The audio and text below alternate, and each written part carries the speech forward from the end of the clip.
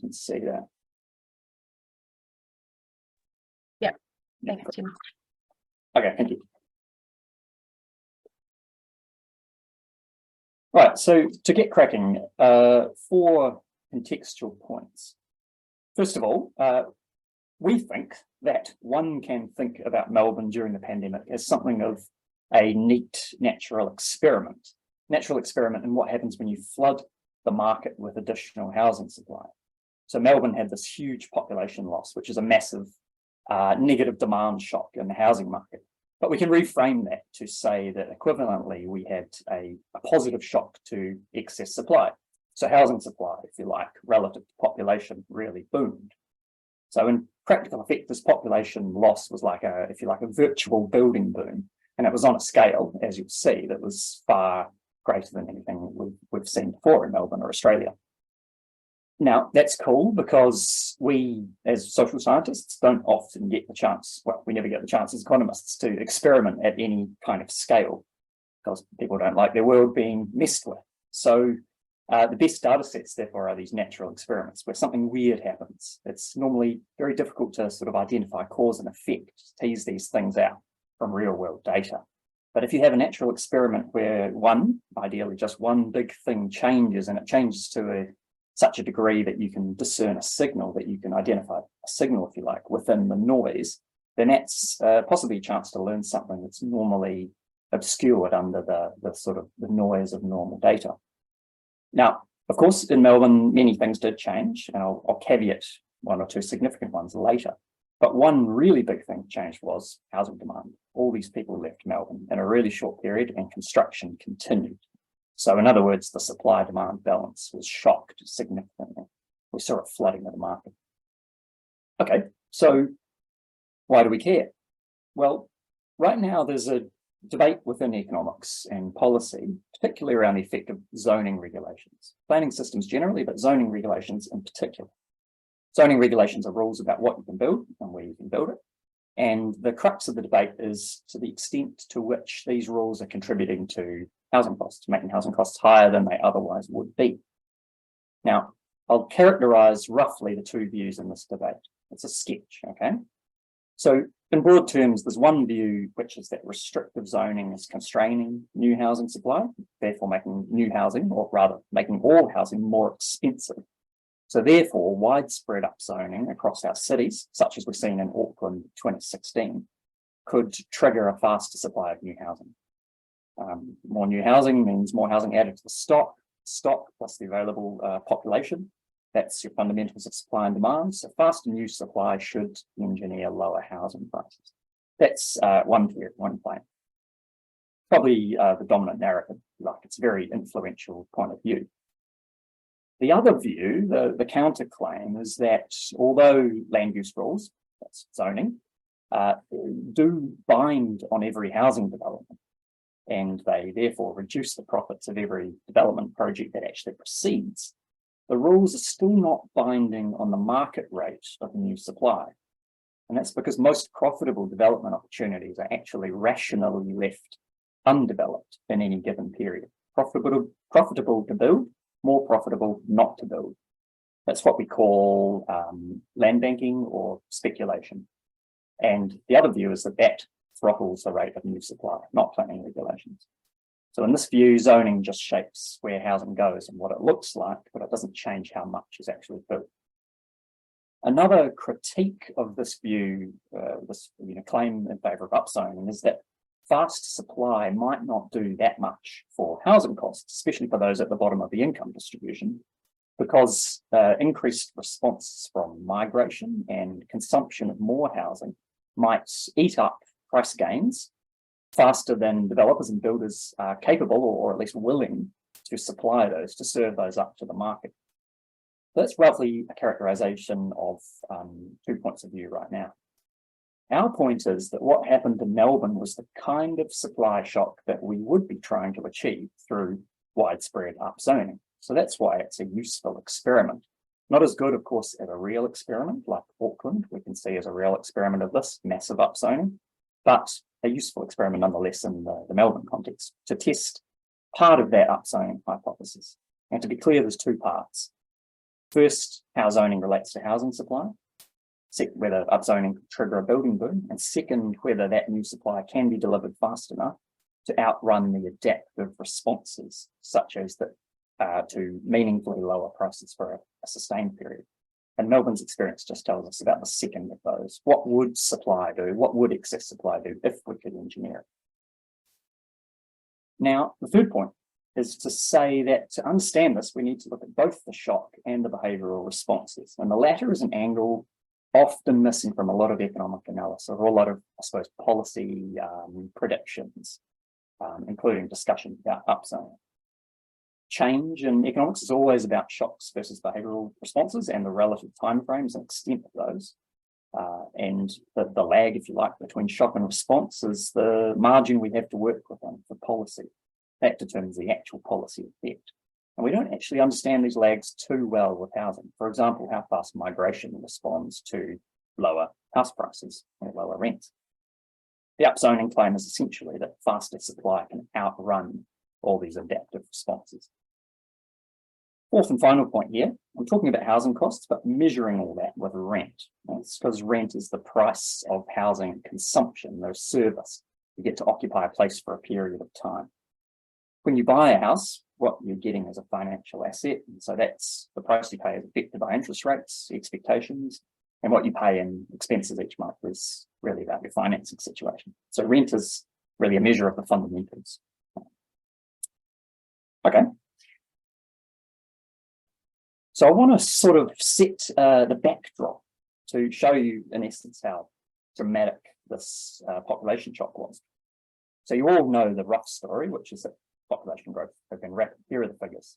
The decade to 2019, Melbourne grew at that 2.2% per annum, equally fast as Canberra in percentage terms, fastest in Australia in absolute terms, and faster than Australian average, you can see in green. Now, construction more or less kept up. So this chart here shows net new dwellings. It's not approvals or completions, but the actual change accounting for demolition. That's the bars. And the target, if you want to keep housing costs under control, is to keep up with population growth. So that's to supply one new dwelling for each 2.6 new people. That's the average household size of the census. And that's the target in black, if you like. That's the number of dwellings per new resident. And you can see the dashed, or rather the line in pink demonstrates how many dwellings we added per new resident. And if that line in pink is above the black line, then we're winning. Supply is outrunning demand growth. And over the decade to 2019, before the pandemic, Melbourne did succeed in building more houses than it required to maintain average household size. Now, these are imperfect metrics, not considering a lot of compositional issues, but as a broad brush statement, Melbourne has been constructing houses at an incredible rate. There's a couple of ways to put that into context. So Auckland has been, has been growing very rapidly as well, and had a massive building boom in recent years. But what Melbourne has achieved really puts Auckland in the shade. Auckland's in black, Melbourne's in red, and these are the percentage change in the dwelling stock per year. So Melbourne, in fact, had faster population growth over this time frame and built more housing per new resident, which you can see here on the right-hand scale. There's Auckland getting up to 0.4 houses per new resident, and Melbourne has been rising above that in recent years. A second comparison is with some of the cities in Texas, which are often sort of, lauded for their flexibility of their planning systems, Houston and Dallas. Well, Melbourne over the last decade grew 20% faster than these cities, and as you can see, construction kept up with population growth. So Melbourne really is an international outlier. Now, this is another way to look at it, through the lens of demand and supply pressures. Here, this chart shows dwelling growth as a positive, that's the red bar sticking up, and population growth inverted below. So if the red bar is larger than the blue bar, you're keeping up with your growth, and that dashed line is the difference between the two. And When that dashed line is above zero, you're in excess supply territory. When it's below, you're in excess demand territory. And you can see a couple of things. Pre-pandemic up to 2016, especially from 2013, there was a period of excess demand, and then that was all cleared by 2019. We had those 3 or 4 years of a building boom. A cumulative pressure, that's that solid black line from the start of the series, was almost down to zero by 2019. Another point to note is that the annual difference between building and population is very small. These things are highly balanced, always. Obviously, you need houses for people to move into when they move to your city, and the population growth spurs building. So they never exceeded 0.7 in any particular year, 0.7 of a percentage point. Okay, I'll return to this type of chart in a moment to contrast this pre-pandemic situation with the pandemic. That story I've just showed you is reflected in the rental metrics. So the orange line is rental growth as percentage terms on the left-hand side, and you can see that peaked in around 2017 as excess demand pressures were building up, and as the market supplied more housing through to the start of the pandemic, rental growth flattened down to zero, more or less, by March 2020. You can also see the vacancy rate in blue declining as rents were rising and rising as rent growth was tapering off. So this is part of the process of adjustment. So essentially the upshot of all this section is to say that before the pandemic, Melbourne was a city in a super high growth, super high construction equilibrium. So demand and supply growth were both very high and very finely balanced, with rental prices stable, rental growth at zero, which is really a cool setup for a natural experiment where we turn one of these variables off. Now, what actually happened was, well, the first part of the story was that construction more or less continued at business as usual, as you can see in the bars. The first 2 years, thanks to these long lead times in construction and the industry being left mostly open and then booming house prices spurring new orders, construction kept up with the 2019 rate for a couple of years before tapering off in 2022. The second part, here's population. And you know this qualitatively, but here are the figures. So in FY20, this is the years to June 2020, that was a growth year, but much less than we've had for a long time. In FY21, was the first year since the Great Depression that Melbourne shrank in absolute terms, which is sort of unprecedented. Oh, sorry, many things have been unprecedented. I hate to use that word, but maybe it's coming around again. It's okay. So this is a huge impact. It was a 1.6% decrease in Melbourne population that year. And that's really the typical annual growth for Australia for the pandemic, 1.6%. That's a very fast rate of growth by global terms. And Melbourne had been growing even faster and switched into that rate of growth as a negative. So it's almost impossible to overstate how big this is as a population. Well, here's the reason, effectively. Everybody left in volumes they have not left before. So around 1 in 25 Melburnians, including me, left in that year to mid-2021. And although that's not too far off the usual number, normally they are more than replaced by arrivals. Now, this year, far fewer came to replace them. So you can see it was internal migration. It's migration to elsewhere in Australia in the grey bars, as well as foreign migration, overseas migration that contributed to Melbourne's overall population growth being so low. Net internal migration was quite balanced before the pandemic, as many were arriving in Melbourne as were leaving, but that turned for the first time negative, and it's remained negative right through to mid-2022. Foreign migration also saw more immigration in that year than Sydney. So in terms of the overall balance, how large was this as a shock to excess supply? And we're going to look at it two ways, or quantify it two ways. So the first way is the cumulative imbalance, if you like, between construction growth and population growth over the pandemic years. And here again, red is construction, blue is population growth. If red beats blue, we have excess supply. So in financial year 20, we increased our dwelling stock by about 1% more than we increased our population. That's already the largest single year effect in the data series. And in FY21, that was even larger. We had about a 4 percentage point increase in construction above the increase in population. So that's huge, obviously. That's the dashed line. Now, the solid black line is the cumulative impact, and this is how we quantify the excess supply shock to the middle of 2021. So based on these figures, we saw 5.1%, if you like, of excess dwelling stock, the equivalent of 100,000 dwellings freed up by people leaving and building more houses. If people were occupying housing at the same household density, the same average household size as they did before the pandemic, we'd have 100,000 dwellings, which is adequate to house 260,000 people, which is Hobart, if you like. They could have all moved here. Now, as a way to visualize this, perhaps, what this 5% means, imagine you have a street of 100 houses, and ordinarily 2 or 3 are empty at any time. They're between tenants. Right now, 7 or 8 of them are empty. So intuitively, you feel like as the market re-equilibrates from this shock, there should be a significant price effect. We'll have to cut rents a long way to fill these houses. So we'll see that in a moment. However, we have a second way of estimating the excess supply shock, where instead we look at how far short of population projections we were by mid-2021. So the top line is a projection made in 2020 before the pandemic, and the red line is the actual population.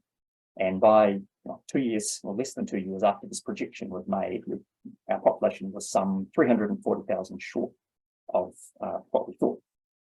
So put another way, we had, on this metric, about 130,000 dwellings, more than we thought we would need to house the 2021 population. So let's take stock of this. Ordinarily, demand and supply change are usually very balanced. As I showed earlier, the average annual difference is usually less than a percentage point, and the cumulative difference over a period of excess demand reached 2.2% of the stock. Here, our population outflow and construction created an imbalance of about that many dwellings. That's 2 to 3 years of construction at our historical rates, enough to house at least 250,000 people. And it's equivalent to increasing the housing stock relative to population by 5 to 7%. That is. So one other way of looking at this is that we got 2 to 3 years of construction freed up, if you like, over 18 months. So that's as if the construction industry had roughly doubled its output over those 15 to 18 months without any change in population. The construction industry had doubled in normal times and population had grown as in normal times, we'd see an excess supply of housing like we saw. Yes, and this is larger than more historical precedent.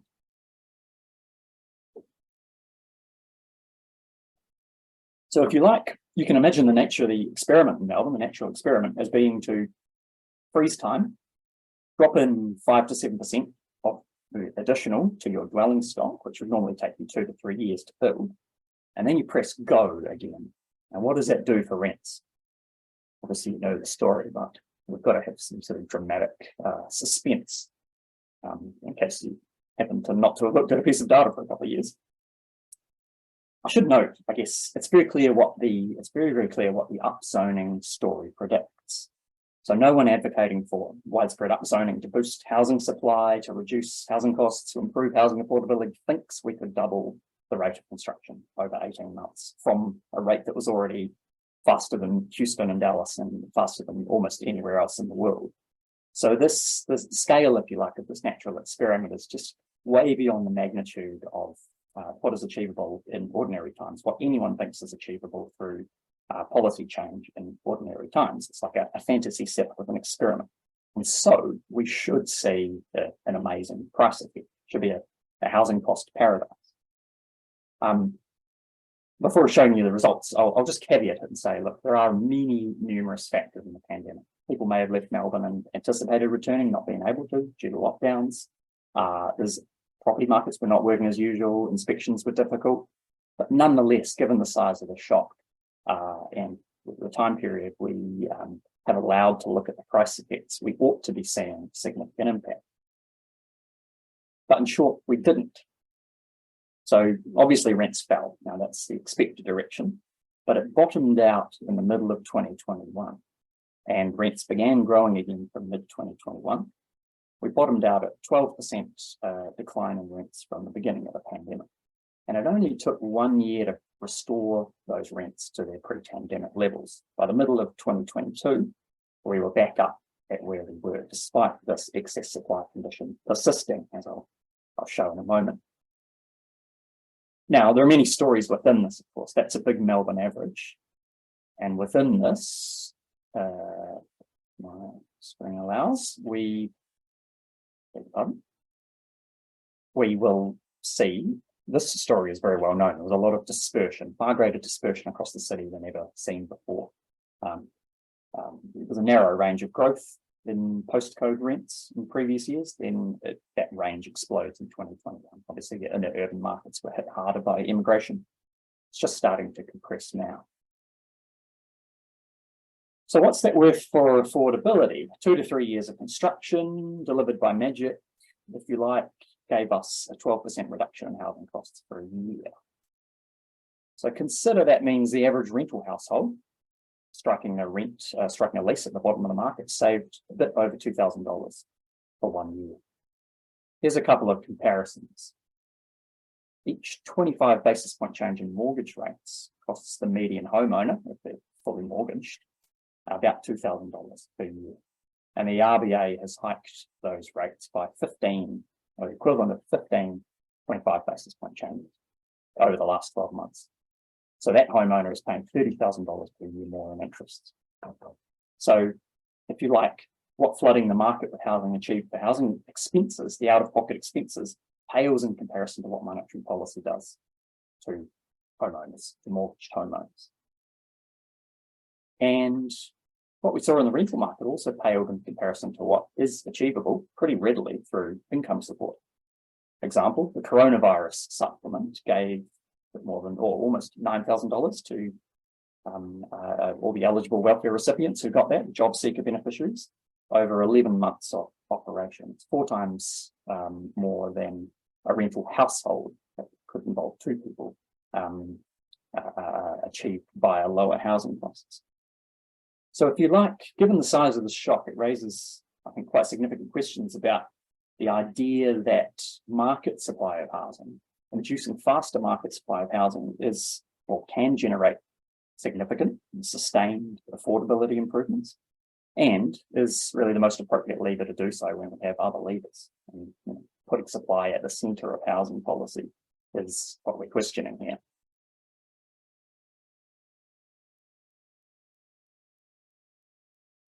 So we turn now to a little bit of exploration of an explanation. Why did the price adjust so little in such a short period? I'll discuss this, but won't resolve it. This is in the terrain of science and piecing together ideas from various data sources, and there's a lot more that could be done to answer these questions. I think one part of the answer, though, is about humans and the things they do as responses, how they refuse to conform, if you like. They refuse to stand still. They don't conform to your policy logic where they stand still and prices crash. So I'm going to cover a bunch of possible behavioural responses to lower rents, to this excess supply that seem to have some explanatory power in telling us why rents didn't fall so far. But I'll start with the puzzle in a graphical form, if you like. Why did excess supply do so little for prices? You can see in the red bars between 2013 and 2018 or 19, when there was something of a rental price pressure, excess demand rose and rents accelerated. And as we turned into a situation of excess supply and that imbalance was cleared, rent growth fell down to 0. So it seems that excess demand in that instance prompted a supply response that caused rent growth to flatten out. After 2020, we didn't see that the same way. Excess supply lowered prices by far less than the situation of excess demand raised them. So it seems that excess supply prompted some kind of demand response. There may have been other demand causes, I'm going to come to that. But it seems it prompted a demand response that limited how far prices fell in that pandemic period. So I'll cover three possible adaptive responses: this withdrawal of supply, housing stock from the market. And on the demand side, there are consumption responses, price effects where people consume more housing because it's cheaper, and migration responses to price. And I'll also emphasize that there's a big story about preference changes that has many questions associated with it and is hard to disentangle from the consumption response. Yes, I'm going to use some language, so apologies if you're an economist and you know this. There's a couple of terms that are pretty useful in helping us work through this. When we use the word exogenous shock, that means something occurring outside the market that's shifting demand or supply in the market. And when we talk about endogenous responses or adaptive responses, we're talking about the market adjusting to that exogenous shock. We sometimes talk about elasticity, which is the strength of the adaptive response. And when we talk about equilibrium, that's where we end up, hypothetically, were things to continue running. And in the familiar supply and demand diagram, the shocks are movements of the curve, and a response, if you like, is a movement along a curve. Small glossary.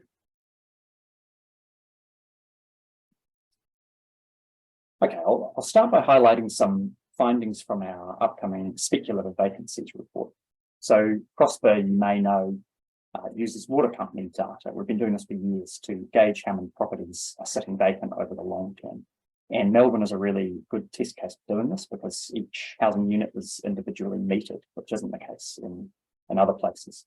So we measure empty homes that have zero water use over a calendar year, and we also count the number of underused dwellings, which record water use at less than about a quarter of the average for a single household. So this chart is from our forthcoming report, and you just have to forgive the omission of 2016, where we have missing data for one reason or another. What it shows is that over the course of the pandemic from 2019 to 2021, we saw 30,000 more houses, that's 1.5% of the overall housing stock of Melbourne, left vacant. And you recall that we are talking about a 5 to 7% increase in stock relative to population. So this phenomenon of leaving houses vacant soaked up, if you like, 1/4, 25% of the excess supply shock. These homes were simply left empty. And there's a question, naturally, why did this occur?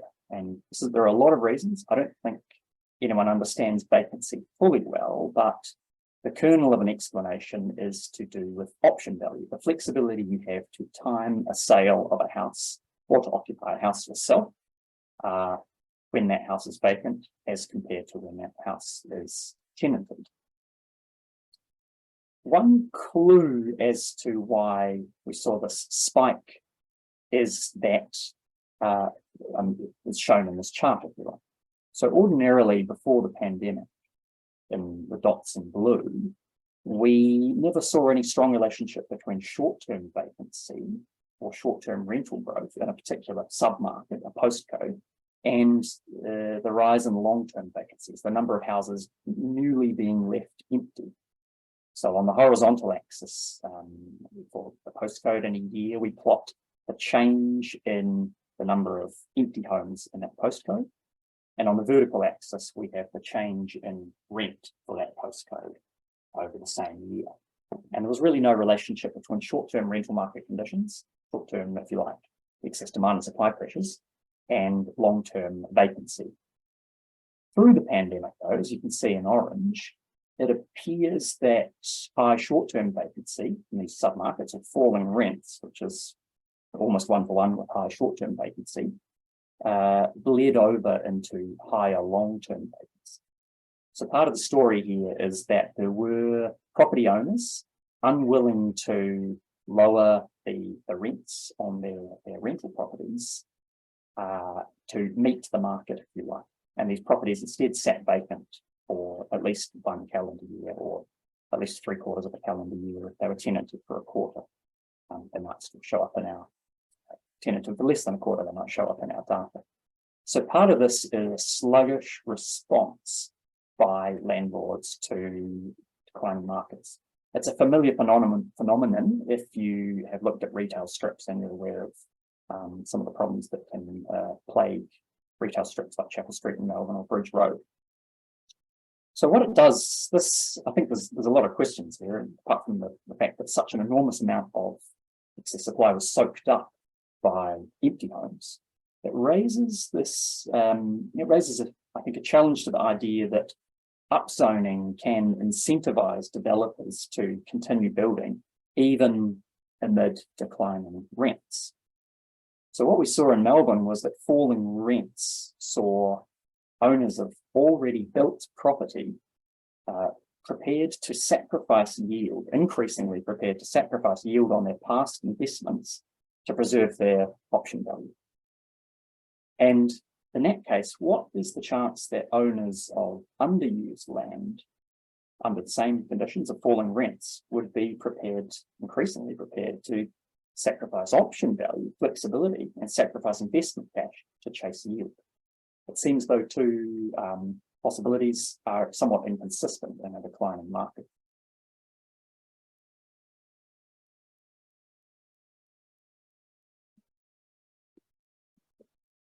So that was the supply side response. Now we'll turn quickly to the demand side, not just the time. So the first part of this is something anecdotally discussed a lot, which is that household sizes fell. On the bottom panel, this is ripped off from the RBA. On the bottom panel, you can see that Sydney in green and Melbourne in blue have declining household sizes over the course of the pandemic. And the first story we heard about that was a preference story. We all started working from home and valuing private space. So we formed smaller households, demanding more space per person.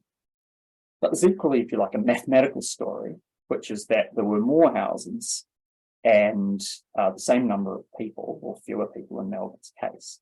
And either those houses sat empty, or we mathematically saw smaller household sizes as the lower cost of housing dragged people into buying more housing space, consuming more housing space. So that's what we call an endogenous demand response, something occurring within the market. There's some suggestive evidence for that. Oh, sorry, let me go back. The actual scale of that decline, 2.6, 2.5 in Melbourne, implies a large number of extra dwellings required. And that, in effect, absorbed the 3/4 of excess supply that wasn't left vacant. The million-dollar question is, how much was an exogenous shock that happened to soak up an awful lot of housing, and how much was an endogenous response to cheaper rents? You know, housing space got cheaper, people bought more housing space. Usually happens in economics. If it was a preference change, it's certainly a big one. We've looked at a bunch of evidence, and I'll direct you to the paper, that is very difficult to interpret as favouring or at least allowing quantification of the relative contributions of these two possibilities. But it's highly plausible that there was a large endogenous response, a demand response, where people saw cheaper housing and occupied it, pushing up rents or not letting rents decline much from their prior levels. That, paired with a preference shock, can potentially explain a lot of what we saw in rents. Excuse me. There's a bit of, I would call, supporting evidence or corroborating evidence for this, which is that I've ripped this off from Cameron Murray Wholesale. There's this quite remarkable fact that the share of disposable income that people spend on rent is incredibly stable through time. It fluctuates a wee bit up and down, but what it indicates is that as incomes rise or rent declines, people adjust by buying more housing or better located housing, and the prices are bid back up again, such that we always end up with almost a fixed share of our household budgets being dedicated to rent. And that is, if you like, supporting evidence, not directly from Melbourne, but supporting evidence that adaptive responses can be really fast. Now, there's a final potential response here, which is in migration. So I'll just sketch a really important concept in urban economics. It's called spatial equilibrium. It's the idea that migration equalizes quality of life, and people move from worse to better, chasing higher wages, chasing lower rents, chasing better amenity, chasing less traffic congestion, whatever it is. And in so moving, they erode the relative difference. Traffic congestion in Melbourne gets a little bit better, traffic congestion in Wellington gets a little worse as I move. So migration itself is this great equalizing force. And what we don't know much is how fast this happens and to what extent it just washes over. It can sort of outrun, if you like, supply response and wash over any potential price responses. So we've sort of considered this question, that lower rents mid-2021 induce in-migration. And unfortunately, it's not clear that we can answer that strongly either way. So net internal migration to Melbourne, previously balanced before the pandemic, if you recall, was negative or remained negative in the last financial year to mid-2022. The number of people arriving reached previous levels. The number departing, it was much higher, 30% higher than it used to be. We can't interpret that as strong in-migration response. If anything, it indicates there was no apparent strong in-migration response. But it's eyeballing a data point, and I don't want to overemphasize how much we can infer from this. I'll make an interesting point about corroborating evidence, though, not well appreciated, which is that when population churn is quite high, very small changes in the rates of inflow and outflow can generate large changes in the net inflow. And we have a nice example from Melbourne. So in the last financial year before the pandemic, arrivals and departures of residents from elsewhere in Australia amounted to about 2% of Melbourne's population each. They were perfectly balanced for a zero net internal migration. Over that key pandemic year, 22% reduction in arrivals and less than 20% increase in departures. So they're pretty small percentage changes. But with that high churn, that can contribute a large amount to population growth. Minus 0.7% is about half the population shock. So with an environment of high churn, the idea that even small changes in inflows and outflows driven by rent, wages, other conditions can generate large changes in net inflow. That's supported by this idea of churn.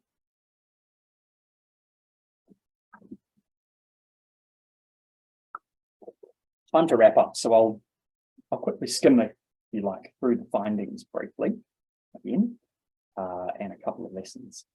So it was a large shock, but a small and short-lived price impact.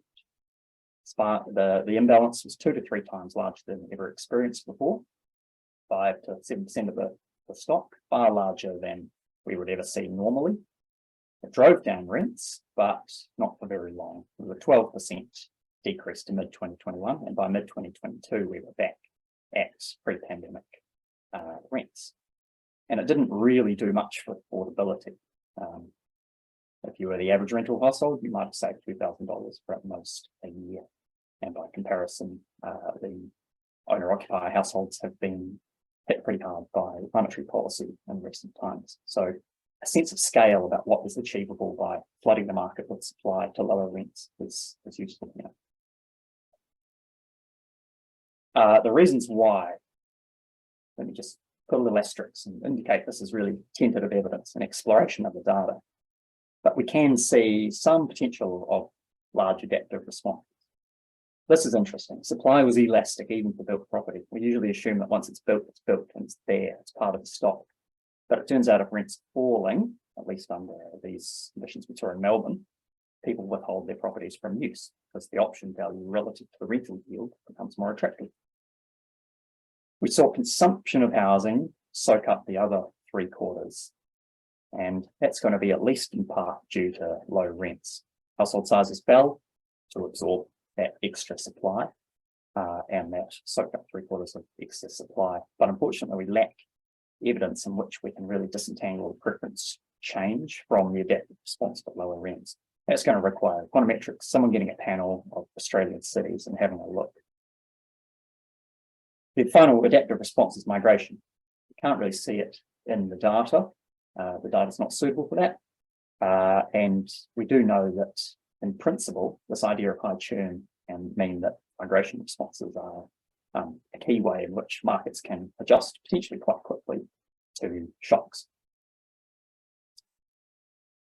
So I guess if there's a moral to this, it's to question some parts of the narrative that place high stock in market solutions to problems of housing affordability.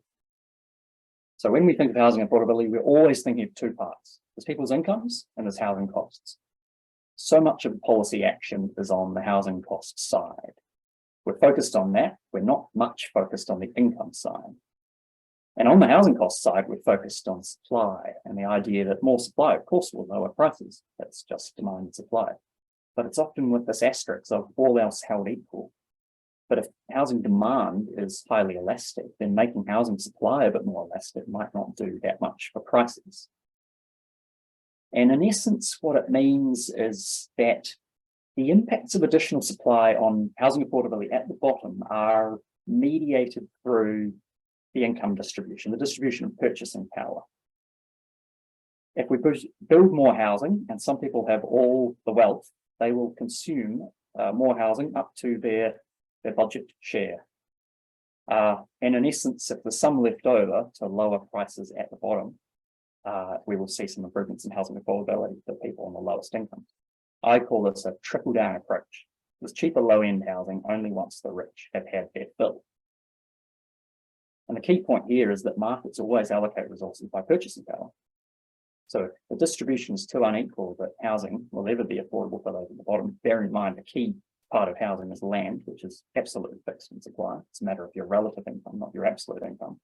And we're talking about problems of inequality, not housing markets. Or in other words, you can't fix through the housing markets problems with origin elsewhere, namely in this case, in the income distribution.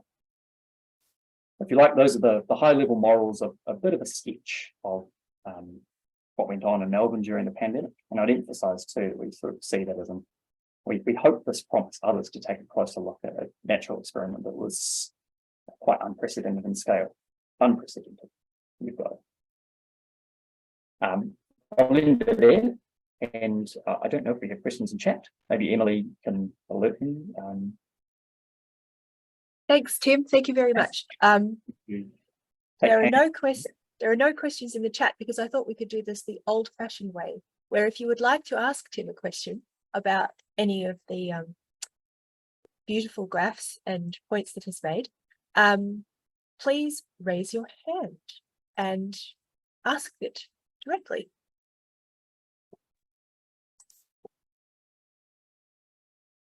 And if you're raising your physical hand, turn on your camera. But don't raise your physical hand. Please raise your yellow hand, your yellow Zoom virtual hand.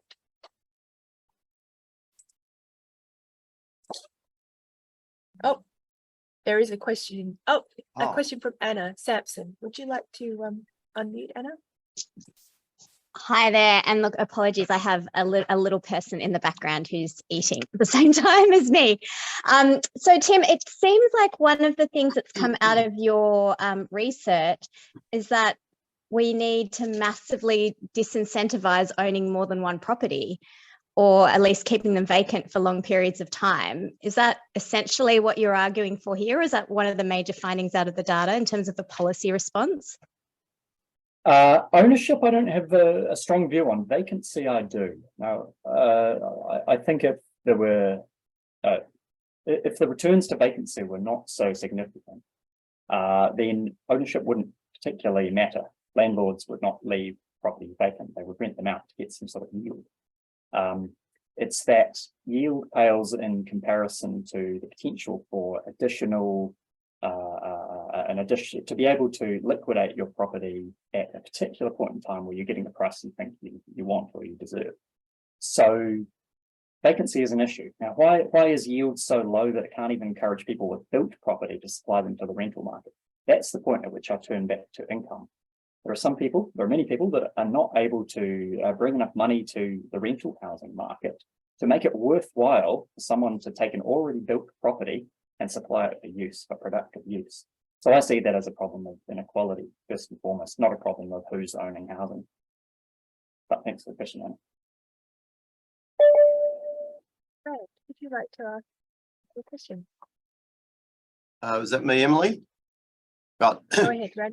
On the last screen, Tim, and I've forgotten the exact wording there, but you mentioned in relation to, well, if there's property available, the rich will grab their share, and then it's only the remainder that will help sort of the affordability. That is, I think, a very simple statement that you've got there that's very much highlights that if you provide extra supply, that's going to be snapped up by the rich in most cases. Is it relevant? It might not be the forum at the moment, but I don't fully understand what the government's budget was on about with the build to rent program. Is that something that's going to provide lots of extra supply, but it'll also possibly just get snapped up by the rich? So I don't have firm views on particular build to rent policy settings, but I guess the views I do have are, well, rental housing is occupied by high-income households as well. All types of building occupy construction resources and use land that could otherwise be used for other things. If there are thousands of builders working on build to rent or whatever that market is, they are not working on other types of housing production, like social housing production.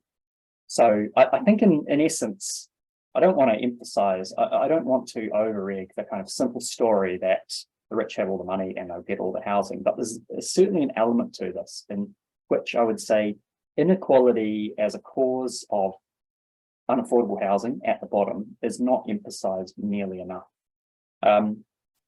Where I live, or in New Zealand generally, there's sort of growing attention to the amount of construction resource being sucked into high-end housing. And if you reflect on the cause of that, it's that there is high wealth at the high end of the income distribution, such that people want to build a swimming pool, whatever it is.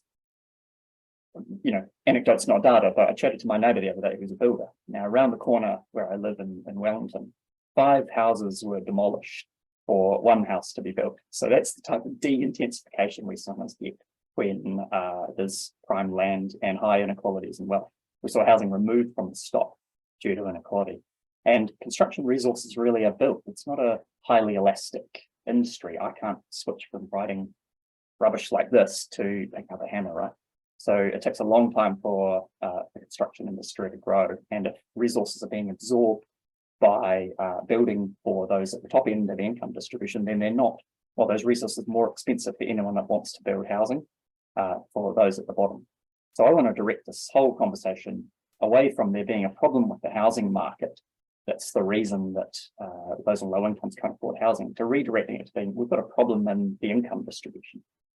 There's one more actually small anecdote I'll share about this, which is that in New Zealand, the incomes of those beneficiaries are not low enough even to finance the construction costs on the cheapest imaginable dwelling unit, let alone to finance purchase of any land.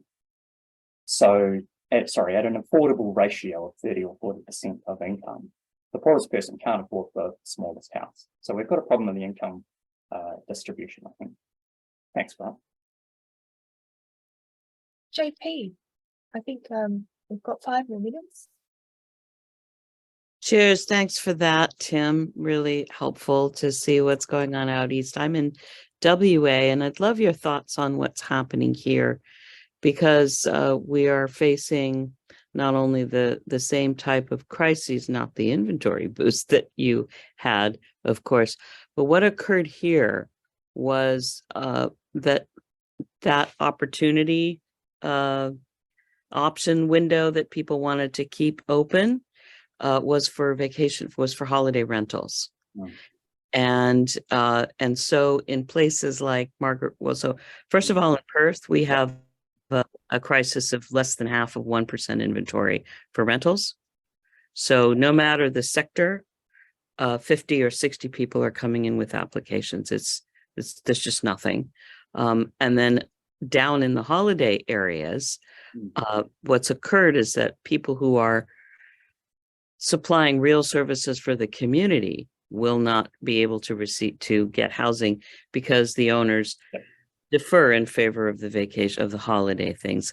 Council the other way now because the only place for those people to live is in caravans on their friends' lawns, and there's no answer at the moment. So I wanted your thoughts on the zoning, because creative solutions are right now just pretty much blocked. We have, yes, an affordability crisis. Here we will also have a deepening of the inventory crisis, because we're also about to have a mining boom, and immigration just opened up, and it's like.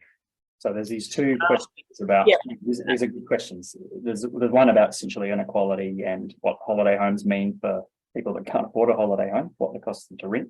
And the second is sometimes there are genuine planning restrictions that are preventing more people living on a place, like preventing you building a granny flat or whatever it is. So I want to step back and say there's plenty of scope to improve planning systems, and there are plenty of times, I don't know the micro details, there are plenty of times where there is a planning restriction on building that is, if you like, it has costs higher than the benefits.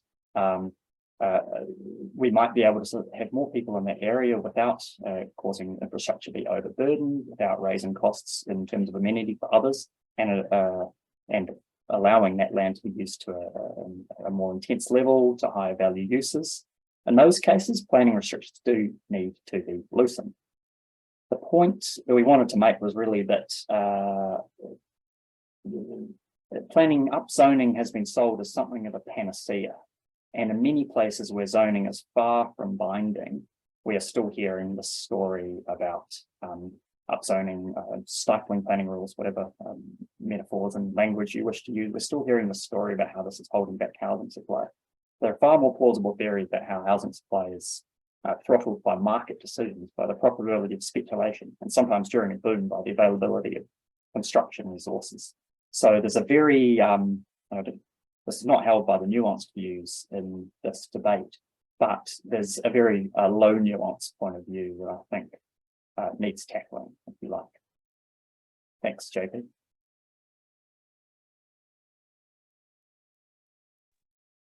I don't We have have time for, in the I queue. think Time might be low. But we have time for one more question before it is 1 o'clock. Just if you need to leave at 1, I'm sure Tim, you wouldn't mind sticking about to answer a few more. Tom. Yeah, mine's potentially a quick one because it might be counterfactual, but I seem to recall, I haven't been in Melbourne for a few years, but during this natural experiment, there were also policies that were like moratoriums on evictions for people who lost the means to pay their rent. But also I seem to recall Catherine of Prosper articulating something to the effect of there would also be like a moratorium on foreclosures, and what impact would that have had on the experiment and effect sizes? yeah, it's a great question. There's a range of different policies applying at different times. There's a range of, I guess, limitations to this particular data, which is it was based on advertised rents, and there was a lot of non-advertised negotiating for better rents. In terms of the moratorium, I don't know offhand how significant that was in terms of preventing people leaving. We saw a lot of people leaving Melbourne. I don't know if the moratorium essentially was binding. I, in essence, don't have a strong view about how those rules and the leniency applied to the banks, the landlords that couldn't service the mortgage. I don't have a well worked out view about what how that would have changed the nature. If I might clarify, I have stronger memories of moratoriums on commercial property, but I guess my question is, for example, if say a property owner lost their tenants, there was no longer this market mechanism to cause them financial stress that might have them put their house on the market. They could retain that option. If it was like the bank's not going to foreclose on you just because you're no longer getting rental income from tenants, if that makes any more sense. Yeah, yeah, I think I take your point there. Equally, the landlord of an empty property is losing yield. So if the moratorium was potentially the difference that meant they didn't need to rent it out at the average rent, say $420 a week, mid-2021, and could hold on for a year to get $50 more in rent, then maybe the moratorium would have suppressed the extent to which the rental prices fell during that phase of decrease. It's a possibility.